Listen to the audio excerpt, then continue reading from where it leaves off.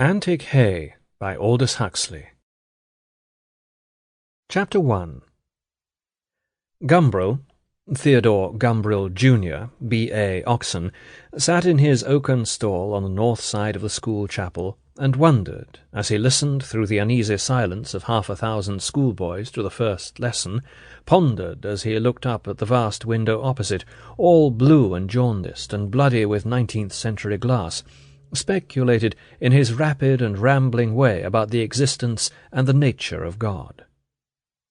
Standing in front of the spread brass eagle and fortified in his convictions by the 6th chapter of Deuteronomy, for this first Sunday of term was the 5th after Easter, the Reverend Pelvey could speak of these things with an enviable certainty. "Hear, O Israel!" he was booming out over the top of the portentous book. "The Lord our God is one Lord." One Lord. Mr. Pelvey knew. He had studied theology. But if theology and theosophy, then why not theography and theometry? Why not theognomy, theotrophy, theotomy, theogamy? Why not theophysics and theochemistry? Why not that ingenious toy, the theotrope, or wheel of gods? Why not a monumental theodrome? In the great window opposite, young David stood like a cock, crowing on the dunghill of a tumbled giant. From the middle of Goliath's forehead there issued, like a narwhal's budding horn, a curious excrescence. Was it the embedded pebble, or perhaps the giant's married life? "With all thine heart," declaimed the Reverend Pelvey, "and with all thy soul, and with all thy might." No, but seriously, Gumbril reminded himself, the problem was very troublesome indeed.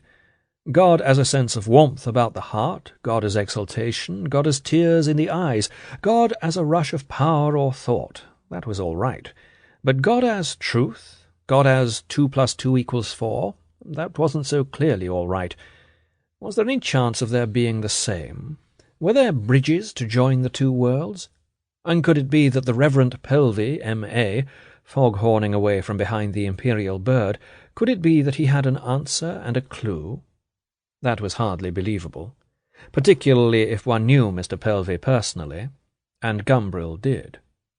"And these words which I command thee this day," retorted Mr. Pelvey, "shall be in thine heart." Or in the heart or in the head. Reply, Mr. Pelvey, reply. Gumbril jumped between the horns of the dilemma, and voted for other organs. "And thou shalt teach them diligently to thy children, and shalt—" Sample complete. Ready to continue?